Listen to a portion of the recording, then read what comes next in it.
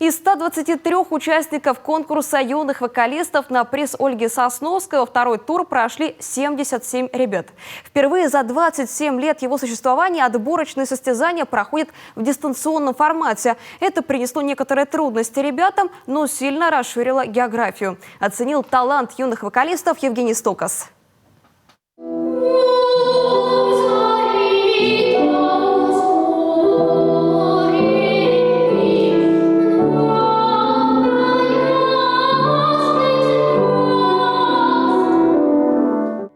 Вместо шумного зала и благодарного зрителя камера, вместо театра стены родной школы искусств или даже квартиры. Конкурс юных вокалистов на приз Ольги Сосновской в этом году проходит в 19-й раз и из-за пандемии впервые не очно. Выступать, не ощущая энергию зала, конечно, непросто, но и плюсы у такого формата тоже есть. Несмотря на такие сложные условия, ребята находят возможность не просто, так скажем, записать свою программу, а найти возможность найти площадку, где они могут записывать. Один плюс, может быть, присутствует, потому что они могут проконтролировать, посмотреть себя на этой записи, решить, отправлять этот вариант или тот вариант. Но опять же педагоги говорят: боже мой, сколько сразу недочетов ты видишь, когда смотришь на себя, на своего ученика на видеозаписи. Участники из 10 стран мира, в том числе 32 регионов России, попробовали свои силы в первом туре. Родина конкурса тоже представлена, а всего заявились 123 вокалиста. В каком-то смысле конкурс благодаря онлайн-формату открылся для тех, кто по каким-то причинам не мог поучаствовать раньше. Есть вообще уникальные какие-то дети, вот правда, такие, знаете, очень музыкальные, которых не научишь этому, а они это у них в крови, это гены. Они настолько музыкально исполняют, что даже по видео, я сидела и смотрела, у меня было, знаете, мурашки, я даже сейчас говорю, у меня волосы дымом поднимаются.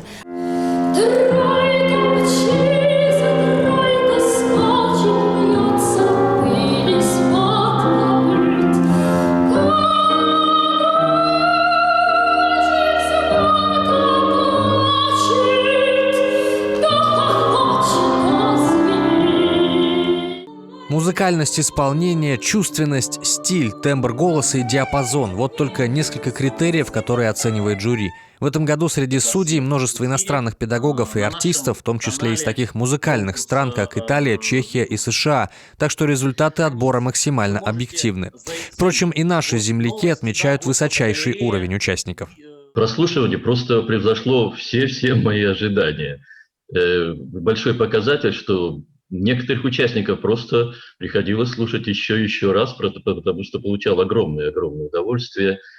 Даже отсылал ссылки своим коллегам, и они мне потом говорили: нет, это невозможно, это не 11 лет, в 11 лет так не поют. Первый тур конкурса уже завершен, а во второй прошли 77 ребят, больше, чем планировали организаторы. Больно хороши были выступления. Продолжается голосование за приз зрительских симпатий. В нем будут учитываться лайки под работами участников на YouTube. Прием видео для второго тура продлится до 20 ноября, а завершится конкурс 6 декабря гала-концертом, где станут известны имена новых звезд. В прямом эфире его покажет наш канал. Евгений Стокас, Алексей Паршуков, Юрган.